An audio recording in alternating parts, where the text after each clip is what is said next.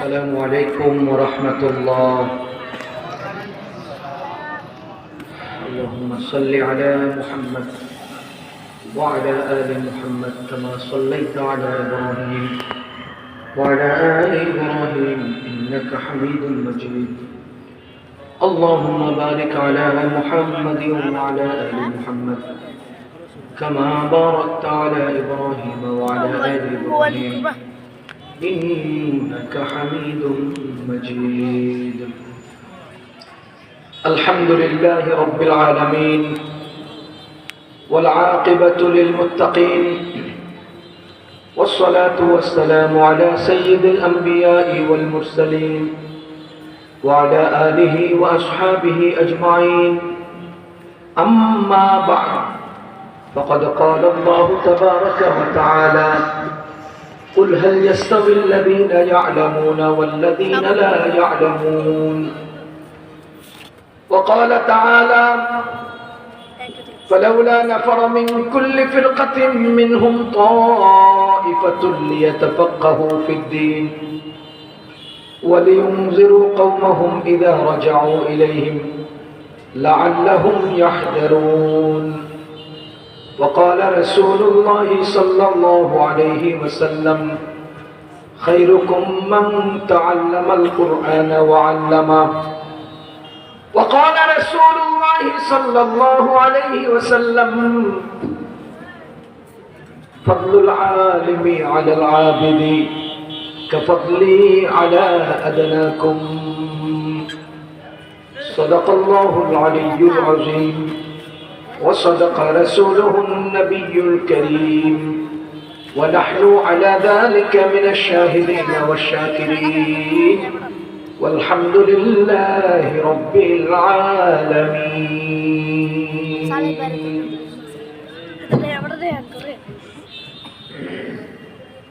পাহাড়পুর ইমদাদুল উলুম ইসলামিয়া মাদ্রাসা ও এতিমখানা মুরাদনগর কুমিল্লা কর্তৃক আয়োজিত আজকের এই 2 দিন ব্যাপী 83তম বার্ষিক ওয়াজ মাহফিলের প্রথম দিনের চলমান অধিবেশনের সম্মানিত সভাপতি সাহেব, মুআজ্জাজ উলামায়ে কেরাম, মুরব্বিয়ানে আযম, যুবক ভাইরা ও বন্ধুরা, বিভিন্ন এলাকা থেকে আগত সম্মানিত মুসলমান ভাইরা, আল্লাহ রাব্বুল আলামিনের অশেষ মেহেরবানি, যিনি আমাদেরকে দ্বীনের মহব্বত অন্তরে নিয়ে দ্বীনি মাহফিলে বসে দ্বীনি আলোচনা শোনার জন্য কবুল করেছেন, তৌফিক দিয়েছেন। শুকরিয়া আদায় করে জোরে সোরে বলবো আলহামদুলিল্লাহ। আমি পবিত্র কোরআনে কারীমের একটি আয়াতের অংশ বিশেষ তিলাওয়াত করেছি। আজকে এই আয়াতের অংশের উপরেই আমাদের আলোচনা। মহান রব্বুল আলামিন বলেন: قل هل يستوي الذين يعلمون والذين لا يعلمون। বলুন, যারা জানে আর যারা জানে না, যাদের ইলম আছে আর যাদের ইলম নাই, তারা কি সমান? সবাই একটু বলেন তো, যাদের ইলম আছে যাদের ইলম নাই, তারা কি সমান? না,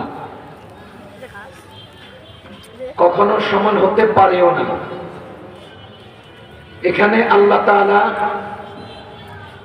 বিল ইনশা, বিল খবর নয়, বিল ইনশা বিষয়টাকে পেশ করলেন। একটা হলো খবর দেওয়া। আমরা যারা নাহু সরফ পড়ি আমরা জানি, বলতে পারবো। একটা হলো খবর দেওয়া যে 2 2 4 হয়, আর একটা হলো খবর বর্ণনা না দিয়ে যার কাছ থেকে, যাকে খবর দিবে তার কাছ থেকে খবরটাও বিল ইস্তিফহাম বিল ইনশা জিজ্ঞেস করা। আমি আপনাকে বললাম যে 2 + 2 = 4। আরেকটা হলো আমি আপনাকে জিজ্ঞেস করলাম, ভাই 2 2 জানি কত? প্রথমটা হলো খবর, পরেরটা হলো ইনশা। আল্লাহ তাআলা এই জুমলার মধ্যে খবর দেন নাই, বলেন নাই যে যারা জানে যারা জানে না তারা সমান নয়। আল্লাহ এভাবে বলেন নাই, বরঞ্চ আমাদেরকে জিজ্ঞেস করতেছেন হাল ইয়াস্তাবিল লাযীনা ইয়ালামুন ওয়াল লাযীনা লা ইয়ালামুন, যারা জানে যারা জানে না, যাদের ইলম আছে যাদের ইলম নাই, তারা কি সমান? মূলত আল্লাহ এটা বুঝাতে চাইলেন যে সমান না, এই কথাটা আমাদেরকে বুঝাতে চাইলেন, কিন্তু আমরা যেন বুঝে নেই আল্লাহর প্রশ্ন থেকে যে না, কখনোই সমান হতে পারে না। আচ্ছা আপনারা বলেন, এখানে আমার আঙ্গুল কয়টা দেখা যায়? সবাই দেখতেছেন? এই দুটা আঙ্গুল কি সমান? বুঝেন নাই? এই দুটা আঙ্গুল কি সমান? তাহলে সমান না। প্রশ্ন হলো এই যে সমান না, এই দুটা মোটা নিচা, চিকন মোটা, ওজনেও কম বেশি, সমান না। প্রশ্ন হলো এই সমান না যে এটা কতটুকু গুরুত্বের সমান না। আপনারা কি বুঝতেছেন আমার কথা?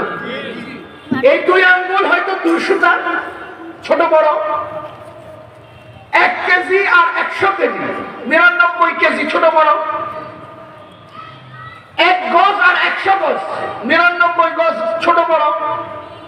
এখন প্রশ্ন হলো আল্লাহ বলেন যারা জানে আর যারা জানে না এই দুই গ্রুপ সমান না। আমরা সবাই এক বাক্যে জবাব দিলাম সমান না। এখন সমান না হলে দূরত্বটা কত? আপনারা কি বুঝতেছেন আমার কথা? 1 কেজি আর 100 কেজিও তো সমান না, 1 কেজি আর 1 কেজি 100 গ্রামও তো সমান না, 1 কেজি আর 10,000 কেজিও তো সমান না। কি ভাই, সমান না? কিন্তু এখন আল্লাহ যে বললেন যারা জানেন যারা জানে না এরা সমান না, এর না যে সমান সেটার দূরত্ব কত, কতটুকু দূরত্ব একজন আরেকজনের সমান না। আজকে এই প্রশ্নের জবাবটাই আমরা বের করব। কতটুকু সমান না এটা কোরআন থেকে এবং হাদিস থেকে আমরা দুটো ওয়াকিয়া দিয়ে, দুটো ঘটনা দিয়ে, দুটো হাদিস আয়াত দিয়ে বের করি। কোরআনে বর্ণিত যে ঘটনা, যারা জানে আর যারা জানে না এই দুইয়ের মাঝখানের যে তফাৎ, যে দূরত্ব, যেই ছোট বড় হওয়া, এটা কোরআন দ্বারা কিভাবে বুঝবো সেটা বুঝার আগে আমরা কোরআনে কারীমে একটা ভূমিকা বুঝবো। আল্লাহ তাআলা বলেন وَإِذْ قَالَ رَبُّكَ لِلْمَلَائِكَةِ إِنِّي جَاعِلٌ فِي الْأَرْضِ خَلِيفَةً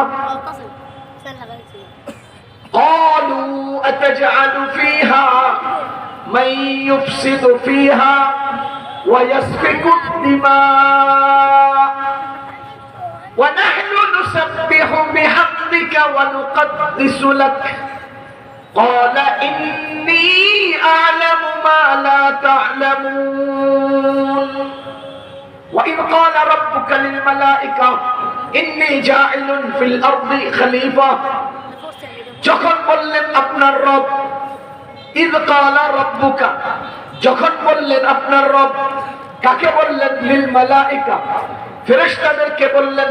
কি বললেন? ইন্নী জাইলুন, আমি বানাতে চাই। এখানে মাদ্রাসার ছাত্র ভাইয়েরা বলতে পারবেন ইন্নী জাইলুন, যদিও ফি'ল ইসমে ফাইল, কিন্তু এই ইসমে ফাইল বমানা মুজারি, ইসমে ফাইল বমানা মুস্তাকবিল। ইন্নী জাইলুন আই ইন্নী উরিদু আন আজআলা, আমি চাচ্ছি বানাতে। কি বানাবো? খলিফাতান, আমি খলিফা বানাবো। কোথায় বানাবো? ফিল আরদি, জমিনে।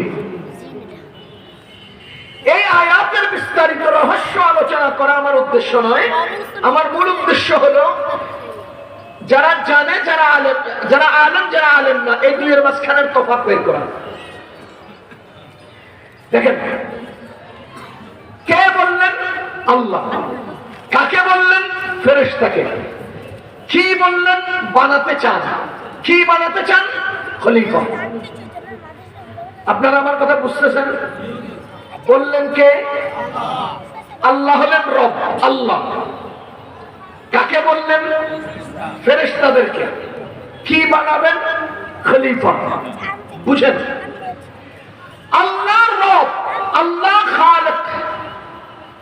খালিক এমন এক জাতকে বলা হয় যার কোনো শুরু নেই, যার কোনো শেষ নেই, যাকে কেউ বানান নাই তিনি সবাইকে বানিয়েছেন, এমন এক জাত, এমন এক সত্তাকে খালেক বলা হয়। আর মাখলুক বলা হয় যারা এক সময় ছিল না, বর্তমানে আছে, আবার একদিন থাকবে না, যে অন্যের দ্বারা সৃষ্টি, তাকে বলা হয় মাখলুক। এবার বলেন তো, আল্লাহ খালেক না মাখলুক? আর মালায়েকা ফেরেশতারা খালেক না মাখলুক? বুঝতেছেন? আল্লাহ খালেক না মাখলুক? আর মালায়েকা ফেরেশতা মাখলুক। এখন আল্লাহ খালেক, খালেককে, খালেক হলেন ফাআলুল লিমা ইউরিদ, তিনি যা চান তাই করেন। খালেককে ইন্নাল্লাহা ইয়াফআলু মা ইয়াশা, তিনি যা ইচ্ছা তাই করেন। আল্লাহ কারো কাছে জিজ্ঞেস করতে বাধ্য নন, আল্লাহ যা চান তাই করেন। কিন্তু আমাদের প্রশ্ন হলো, খালেক যখন খলিফা বানাতে চাইলেন, তখন খালেক খালেক হয়ে মাখলুক ফেরেশতাকে কেন জিজ্ঞেস করলেন যে আমি খলিফা বানাতে চাই? ওনার তো জিজ্ঞেস করার দরকার ছিল না। কে ভাই খালেক? তিনি যা চান তাই করেন, জিজ্ঞেস করার কোনো দরকার ছিল? জিজ্ঞেস করলেন কেন? জিজ্ঞেস করলেন কেন? এই প্রথম প্রশ্ন। 2 নম্বর প্রশ্ন, ফেরেশতাদেরকে জিজ্ঞেস করলে ফেরেশতারা উত্তরে বলেন, আতাজালু ফিহা মান ইউফসিদু ফিহা ওয়া ইয়াসফিকুদ দিমা,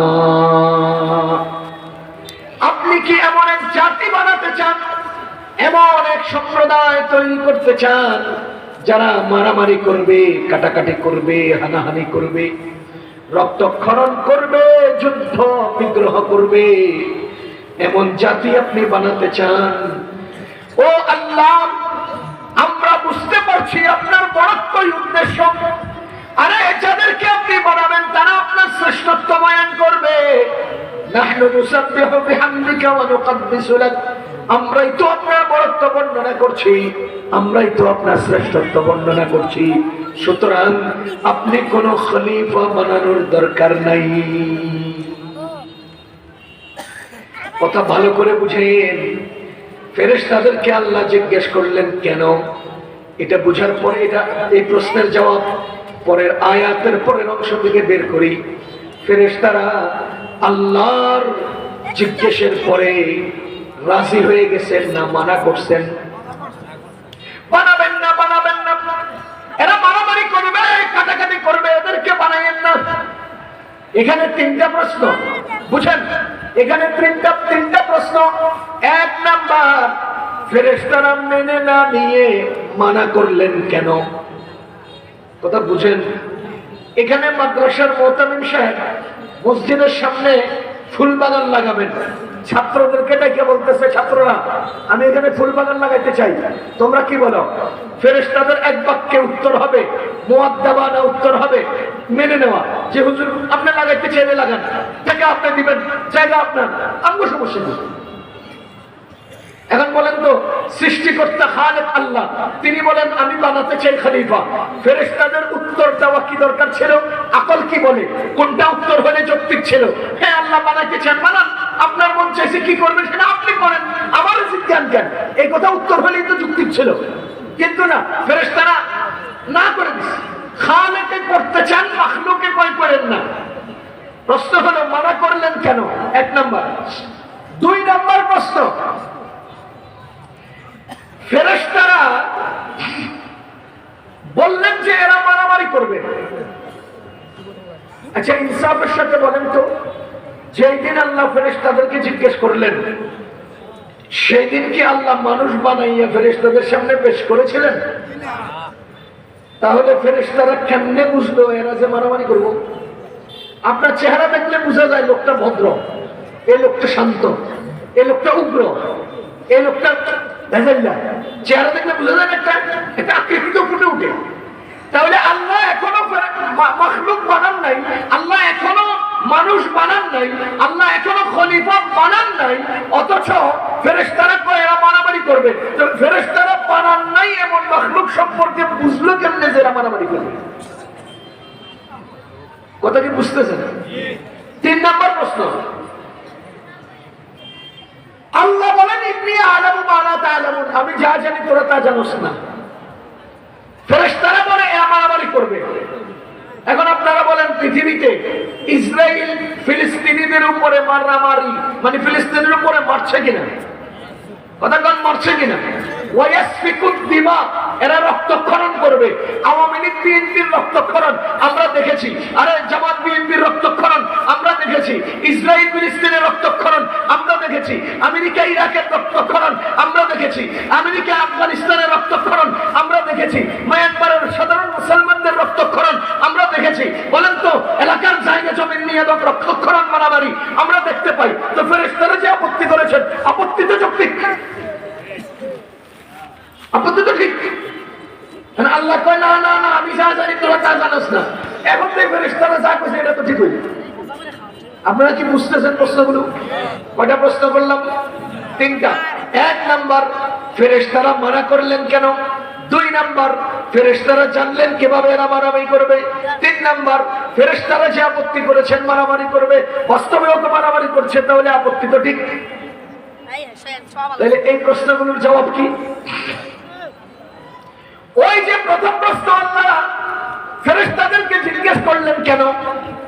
আল্লাহ চাইলে তো নিজের ইচ্ছা মতো নিজে বানাই আমার কেন ছেড়ে দিতে পারতেন। আল্লাহ চাইলে তো মানুষ তৈরি করে আল্লাহ দুনিয়াতে ছেড়ে দিতে পারতেন। বানানোর আগে আল্লাহ ফেরেশতাদেরকে জিজ্ঞেস করলেন কেন? এই জিজ্ঞেস কেন করলেন সেইটা বোঝার জন্য একটা উদাহরণ বুঝেন।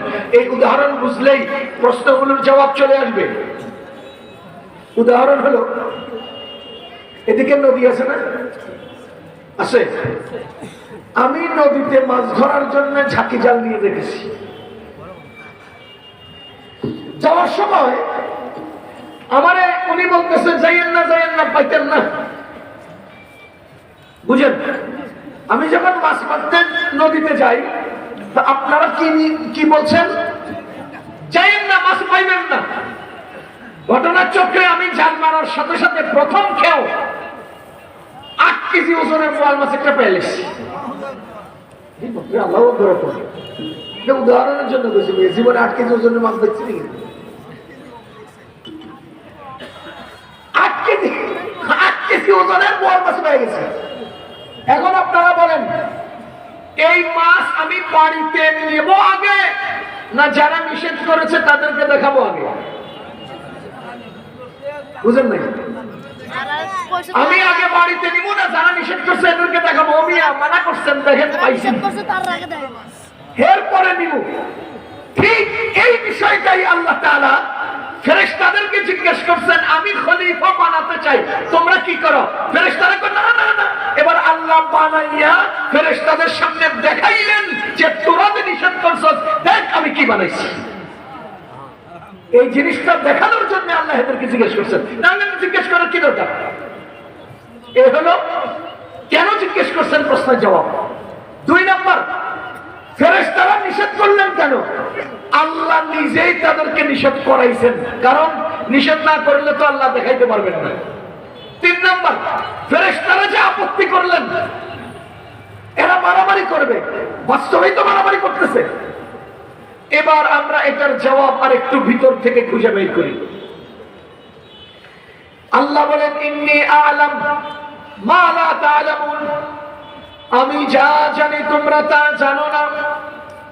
ইন্নী জাইলুন ফিল আরদি খলিফা, আমি বানাবো খলিফা। ভালো করে বুঝেন, আল্লাহ বলেন আমি বানাবো খলিফা, ফেরেশতারা বলেন এরা করবে মারামারি। আল্লাহ বলেন আমি যা জানি তোমরা তা জানো না। এর দ্বারা কি বুঝা যায়? ফেরেশতাদের আপত্তির জামাত হবে একটা, আল্লাহর খলিফা হবেন আরেকটা। ফেরেশতাদের আপত্তির জামাত হবে একটা, আল্লাহর খলিফা হবেন একটা আরেকটা। দুই গ্রুপের চেহারা এক, দুই গ্রুপের বডি এক, দুই গ্রুপের আকৃতি এক, দুই গ্রুপের দেখতে শুনতে এক, দুই গ্রুপ চলবে একরকম, দুই গ্রুপ বলবে একরকম, দুই গ্রুপ খাবে একরকম, দুই গ্রুপ জীবনযাপন করবে একরকম। কিন্তু মনে রাখবেন, এক গ্রুপ হবে খলিফা, আরেক গ্রুপ হবে ফেরেশতাদের আপত্তির জামাত। এই আয়াত থেকে আমরা বলতে পারি, যারা আল্লাহর খেলাফত করবে তারাই আল্লাহর খলিফা। যারা মারামারি করবে এরা আকৃতিতে মানুষ হলেও খলিফা হতে পারে না। এরা আকৃতিতে মানুষ, আল্লাহর খলিফা না। এখন যদি আপনাদের এলাকায় কেউ বলে আমাদের প্রধানমন্ত্রী তাহাজ্জুদ নামাজ পড়ে, যদি কেউ বলে আমগর ইসলাম শিখাইতে আসেন না, আমরা প্রতিদিন 70-80 রাকাত অতিরিক্ত নফল নামাজ পড়ি, খোদার কসম আড়ালে অতিরিক্ত নফল নামাজ পড়ার দাবি করো কিন্তু চুপিসারে মানুষ হত্যা করো, তুমি তাহাজ্জুদের ছবি তুলে মানুষকে দেখাইতে পারো, আড়ালে তুমি মানুষ করো, আল্লাহর কসম তুমি মানুষ আকৃতির শয়তানের দল। তুমি খলিফা না, তুমি খলিফা হতে পারো নাই। খলিফা তো আরেক সত্তাকে বলে, আরেক জাতকে বলে, যারা রক্তক্ষরণ করবে না, যারা ফাসাদ করবে না, যারা মারামারি করবে না, যারা হানাহানি করবে না, তাদেরকে বলা হয় খলিফা। আর যারা আকাশ থেকে বোমা মারে এরা খলিফা হতে পারে না। এরা আকৃতিতে মানুষ হলেও এরা জীব, এরা জানোয়ার, এরা জন্তু। সহজ কথা। এবার আপনারা বলেন ইন্নামা সূরা মাইদার আয়াত, যারা আল্লাহর সাথে আল্লাহ রাসূলের সাথে যুদ্ধ করতে চায় আর যারা জমিনে ফাসাদ করতে চায় ওদের উপরে আইয়ুকাত্তালু আও ইউসাল্লাবু আও তুকাত্তা আইদিহিম ওয়া আরজুলুহুম মিন খিলাফিন আও ইউনফাউ মিনাল আরদ। এই যে আয়াত, এই আয়াত দ্বারা কি বোঝা যায়? إنما جزاء الذين يحاربون الله ورسوله ويسعون في الأرض فسادا। ওই ফেরেশতারা বলল আতাজআলু মান ইউফসিদু ফিহা, এরা বলল কি ওয়াসআউন ফিল আরদি ফাসাদা। ওই যে ফেরাউন যে ডুবে গেল, আল্লাহ তাআলা কি বললেন? আল আনা ওয়াকাদ আসাইতা ক্বাবলু ওয়া কুনতা মিনাল মুফসিদিন, তুই ফাসাদকারী ছিলি। আল্লাহ রাব্বুল আলামিন ফাসাদকারীদেরকে মানুষ বলেন নাই, ফাসাদকারীদেরকে পানিতে ডুবাইয়া হত্যা করেছেন, আর ফাসাদকারীদের জন্য কতল এবং ছুরিতে চড়ানোর শাস্তি নিয়োগ করেছেন। শুধু বুঝা গেল যারা ফাসাদ করে তারা আল্লাহর খলিফার অন্তর্ভুক্ত হতে পারে না। যারা জগতে অনিষ্ট তৈরি করে তারা খলিফা নয়, কিন্তু খলিফা আকৃতির, খলিফা আকৃতির। এজন্যই তো সূরা আরাফে আল্লাহ বলেন কি লাহুম কুলুবুন লা ইয়াফকাহুনা বিহা ওয়া লাহুম আয়ুনুন লা ইউবসিরুনা বিহা ওয়া লাহুম আযানুন লা ইয়াসমাউনা বিহা উলাইকা কাল আনআমি বাল হুম আদাল উলাইকা হুমুল গাফিলুন। তারা মানুষ না, এরা জীবজন্তু, জীবজন্তুর চেয়েও নিকৃষ্ট। কেন বললেন? এর কারণ হলো যারা আপত্তি, ফেরেশতাদের আপত্তির জামাত, তারা আল্লাহর খলিফা নন, আর যারা খলিফা তারা ফেরেশতাদের আপত্তির অন্তর্ভুক্ত নয়। এবার আসেন আমার মূল কথায়, এটা হলো ভূমিকা। বলেন তো আল্লাহ ফেরেশতাদেরকে জিজ্ঞেস করলেন আমি খলিফা বানাতে চাই, ফেরেশতারা মানা করলেন, নিষেধ করলেন। এবার আল্লাহ তাআলা ফেরেশতাদের সামনে প্রকাশ করবেন না যে তোমরা যাদেরকে বানাইতে নিষেধ করেছ দেখো তারা কত দামি, দেখো তারা কত মর্যাদা, দেখো তারা কত উন্নত। এটা প্রকাশ করার জন্য আমার আল্লাহ একটা প্রতিযোগিতার আয়োজন করেছেন। কিসের আয়োজন? বলেন, প্রতিযোগিতার আয়োজন করেছেন। প্রত্যেকটা প্রতিযোগিতায় 3টে জিনিসের দরকার, 5টা জিনিসের দরকার হয়। প্রত্যেকটা প্রতিযোগিতায় 5টা জিনিসের দরকার হয়।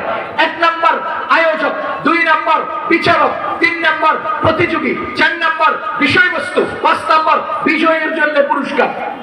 কটা জিনিস লাগে? প্রত্যেকটা প্রতিযোগিতায় 5টা জিনিসের দরকার হয়। এই মসজিদে ইমাম নিয়োগ দিবেন আয়োজক, ইন্টারভিউ বোর্ডের আয়োজককে মসজিদ কমিটি, বিচারককে আশপাশের মাদ্রাসা মসজিদের শিক্ষকগণ, প্রতিযোগী কারা, এখানে যারা ইমাম হওয়ার আগ্রহী, বিষয়বস্তু কি, কোরআন হাদিস এবং ইসলাম, বিজয়ের জন্য পুরস্কার কি, এখানকার ইমামতির চাকরি। প্রত্যেকটা প্রতিযোগিতায় 5টা জিনিসের দরকার। আমার আল্লাহ রাব্বুল আলামিন খলিফা তৈরি করলেন। আমার আল্লাহ যে মালায়েকারে জিজ্ঞেস করলেন আমি বানাতে চাই খলিফা, মালায়েকা নিষেধ করলেন। সেই মালায়েকার সামনে খলিফাকে দামি বানানোর জন্য, মর্যাদার অধিকারী করে প্রকাশ করার জন্য আল্লাহ রাব্বুল আলামিন নিজেই একটা প্রতিযোগিতার আয়োজন করলেন। মুসলমান ভালো করে বুঝবেন, আমার আল্লাহ প্রতিযোগিতার আয়োজন করলেন।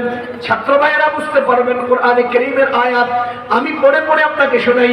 আল্লাহ তাআলা বলেন, ওয়া আল্লামা আদামাল আসমাআ কুল্লাহা সুম্মা আরাদাহুম আলাল মালাইকা।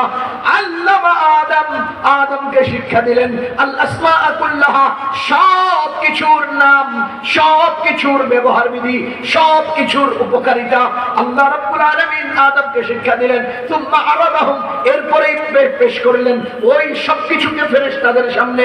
এবার বলেন ছাত্র ভাইরা, আরাদার ফাইল কে? আল্লাহ। সুম্মা আরাদাহুম, আরাদার ফাইল কে? আল্লাহ। সুতরাং এই আরাদার ফাইল যেহেতু আল্লাহ, সেই দিনের প্রতিযোগিতার আয়োজক ছিলেন আল্লাহ। প্রতিযোগিতার আয়োজক কে? দুই নাম্বার দরকার হলো প্রতিযোগিতার বিচারক। এবার আপনারা বলেন প্রশ্ন কারা করে? বিচারকে প্রশ্ন করে। প্রশ্ন কে করে? বিচারক প্রশ্ন করে। আমার আল্লাহ বলেন, কালা আম্বিউনি বিআসমাই হাউলা, কালা ইয়া আদমু আম্বিহুম বিআসমাইহিম। এই আয়াতের মধ্যে যে দুইবার কালা কালা, এই প্রশ্ন করলেন কে? আল্লাহ। কালার ফাইল হলেন আল্লাহ, সুতরাং বিচারকও আল্লাহ। বিচারক কে? আল্লাহ। তিন নাম্বার প্রতিযোগী কারা? আল্লামা আদম সুম্মা আরাদাহুম আলাল মালাইকা ইয ক্বালা রাব্বুকা লিল মালাইকা ইন্নী জাইলুন ফিল আরদি খলিফা। ওই যে মালাইকা, ওই যে খলিফা, ওই যে আদম, ওই যে মালাইকা, এই দুই গ্রুপ হলেন প্রতিযোগী। এক সাইডে আদম আর এক সাইডে অগণিত ফেরেশতা, ইনারাই হলেন প্রতিযোগী। কথা কি বুঝতেছেন আপনারা? ইনারা হলেন প্রতিযোগী। এখানে একটা মজার কথা বলে দেই। আল্লামা আদম, আদমকে আল্লাহ শিখাইলেন। তাহলে আল্লামার ফাইল কে? আল্লাহ। আল্লামার ইসমে ফাইল কি? আল্লামার ইসমে ফাইল কি? এই ছাত্ররা বলো। মুআল্লিমুন। আল্লামা ইউআল্লিমু তা'লিমান ফাহুয়া মুআল্লিমুন। তাহলে আল্লামার ফাইল যদি আল্লাহ হন, তো আল্লামার মুআল্লিম কে? আল্লাহ। আল্লামার মুআল্লিম কে? আল্লাহ। আদমকে সবকিছু শিখাইলেন কে? এখানে আল আসমা বলার পরে কুল্লাহা বলেছেন। এই কুল্লাহার দ্বারা দালালত করছে যে আল্লাহ রাব্বুল আলামিন শুধু আসমা শেখান নাই, বরঞ্চ আসমা কেন্দ্রিক যাবতীয় ইলম দান করেছেন। যেমন এটার নাম মোবাইল ফোন। এই মোবাইল ফোনের ভিতরে কি কি কাম আছে, এই মোবাইল ফোনের দ্বারা কি কি উপকারিতা আছে, এই মোবাইল ফোন কেমনে ব্যবহার করতে হয়, টিপতে হইব না ঠেলতে হইব, এটাও আল্লাহ আদমকে শিখিয়েছেন। এই মোবাইলে ক্যালকুলেটর আছে, এটাও আল্লাহ আদমকে শিখিয়েছেন। এই মোবাইলের লাইট আছে, এটাও আল্লাহ আদমকে শিখিয়েছেন। এই মোবাইলের মাধ্যমে যত অ্যাপস ব্যবহার করা যায়, এটাও আল্লাহ আমাদের আব্বা আদমকে শিক্ষা দিয়েছেন। খোদার কসম, আমাদের মুফাসসিরিনে কেরাম লিখতেছেন যে আল্লাহ আদম আলাইহিস সালামকে সারা পৃথিবীর সমস্ত বস্তুর নাম, ব্যবহার বিধি, উপকারিতা, শুধু নাম শিখান নাই, নামের সাথে কিভাবে ব্যবহার করবে সেটাও শিখিয়েছেন। শুধু ব্যবহার বিধি শিখান নাই, এই ব্যবহার করার দ্বারা ফায়দা কি হবে, এটার দ্বারা উপকারিতা কি হবে সেটাও শিক্ষা দিয়েছেন। এইভাবে আল্লাহ পৃথিবীর 7 লক্ষ ভাষায় আদম আলাইহিস সালামকে সমস্ত কিছুর ইলম দান করেছেন। কত লক্ষ ভাষায়? মুফাসসিরিনে কেরাম বলেন আদম আলাইহিস সালামকে আল্লাহ 7 লক্ষ ভাষা শিখিয়েছেন। তো এই জন্য কিয়ামত পর্যন্ত আদমের সন্তানরা 7 লক্ষ ভাষায় কথা বলবে। আমরা কোন ভাষায় বলি? আমেরিকাওয়ালারা, চাইনিজওয়ালারা, জাপানিওয়ালারা, তারপরে লন্ডনওয়ালারা, বলেন তো সিঙ্গাপুরওয়ালারা, সে মালয়ওয়ালারা, মালদ্বীপওয়ালারা, আর ইন্ডিয়ার ভিতরে কত আইটেমের ভাষা, বাংলাদেশে কত আইটেমের ভাষা, এগুলো সব বনি আদমের ভাষা না? বনি আদমের ভাষা না? আমার আল্লাহ বনি আদম, আমার আল্লাহ আদমকে যত ভাষা দিয়েছেন, বনি আদম কিয়ামত পর্যন্ত তত ভাষায় কথা বলবে। কথা কি বুঝতেছেন? দুনিয়াতে কোনো জিনিস হোক বা না হোক, দুনিয়াতে কোনো জিনিস আসুক বা না আসুক, দুনিয়াতে কোনো জিনিস অতীতে ছিল, আজকে নেই, আগামীতে আসবে, আমার আল্লাহ সে আসবে জিনিসের নাম, ব্যবহার বিধি, উপকারিতা আদমকে শিক্ষা দিয়েছিলেন। এই জন্যই মানুষের মাথায় এগুলো আসে, কারণ বনি আদম আদমকে শিখেছেন বলে বনি আদম শিখতে পারছে। আমি একেবারে গ্রাম্য একটা উদাহরণ দিই। গ্রাম্য, আপনাদের রাস্তার পাশে দুবলা গাছ আছে না? দুবলা গাছ, দুবলা গাছের মাঝখানে ধানকুনি পাতা এলুসের সাথে হয়নি। এবার আপনাদের দেশের দুবলা গাছ কেউ অনেক ভাজি করে খাইছেন এলুসের সাথে, এলুসের সাথে ওই ধানকুনি পাতা। এ আল্লাহর বান্দা, একই সাথে জন্ম নেওয়া দুবলা গাছ, একই সাথে জন্ম নেওয়া ধানকুনি পাতা, একই সাথে জন্ম নেওয়া এলুসের সাথে, একই সাথে জন্ম নেওয়া আগাছা উল্টা পাল্টা গাছগাছালি, এগুলোর মধ্য থেকে কোনটা মানুষের খাদ্য, কোনটা গরুর খাদ্য, কোনটা পাকায়া খাবো, কোনটা দইলে ভর্তা বানায় খাবো, এটা আল্লাহ আদমকে শিখাইছে। এই জন্য আমি আদম সন্তান রাস্তার কুড়ে ধানকুনি পাতা দিয়ে ভর্তা বানায় খাই। যদি না শিখাইতেন তাহলে আমি শিখতে পারতাম না, জানতে পারতাম না। আমার আল্লাহ আমার আদম আমার আব্বাকে শিখাইছে, এ দুবলা গাছ তোর খানা না, দুবলা গাছ গরুর খানা, এ ধানকুনি পাতা তোর খানা, তোর সন্তানদের খানা। কিয়ামত পর্যন্ত উম্মত সেটা জানবে এবং শিখবে এবং সেটা গ্রহণ করবে। কথা কি বুঝতেছেন আপনারা? সুতরাং সব কিছুর নাম ব্যবহার বিধি উপকারিতা কে শিখাইছে? আল্লাহ। মজার বিষয়, মজার বিষয়, আপনারা ইনসাফের সাথে বলেন তো সেই দিন বিজয়ী হয়েছিলেন কে? আরে কয়টা এই প্রতিযোগিতায় বিজয়ী হয়েছিলেন কে? আদম আলাইহিস সালাম, আমাদের আব্বা। জাফর ইকবালদের আব্বা না। কোন যারা কয় বান্দরতে মানুষ হয়েছে এদের আব্বা আদম। কোন আমগো আব্বা কাপড় পরতেন, এই জন্য আমরা কাপড় পরি। বান্দর কাপড় পরতো না, এই জন্য বান্দরের বাচ্চারা কাপড় পরে না। অসভ্য। আমাদের আব্বা শিক্ষিত ছিলেন, স্বয়ং আল্লাহ শিখেছেন। যাহা বিজয় হয়েছিলেন কে? এখানে মূল রহস্যটা আমি আপনাকে বলছি। আমার আল্লাহ রাব্বুল আলামিন যে বললেন ইন্নী জাইলুন ফিল আরদি খলিফা, আমি মানুষ বানাতে চাই, খলিফা বানাতে চাই। ফেরেশতারা যে বললেন না না বানাবেন না, তখনই আল্লাহ রাব্বুল আলামিন ফেরেশতাদের সামনে প্রতিযোগিতা তৈরি করলেন। সেই প্রতিযোগিতায় আল্লাহ তাআলা আদমকে বিজয়ী করে দিলেন। ও মুসলমান, মজার বিষয় হলো আল্লাহ আমাদের আব্বা আদমকে শিখিয়ে জিতিয়ে দিলেন। জোরে কোন সুবহানাল্লাহ। কি করে দিলেন বলেন? শিখিয়ে জিতিয়ে দিলেন। যেমন উদাহরণ, আমাদের এই মসজিদে তারাবির হাফেজ সাহেব নিয়োগ দেওয়া হবে। তা আমাকে দায়িত্ব দিয়েছেন যে আপনি হাফেজ নির্বাচন করে দিবেন। আমি ঢাকা থেকে আসার পথে ইলিয়টগঞ্জে আমার এক ছাত্রের সাথে দেখা। জিজ্ঞাসা কি রে কই যাও? কয় পাহাড়পুর মাদ্রাসা মসজিদের তারাবির ইন্টারভিউ দিতে যাই। আমি ইন্টারভিউ নিতে যাই আর তুমি ইন্টারভিউ দিতে যাও। আমি আরে কানে কানে বললাম যে কাছে আয়। সুরে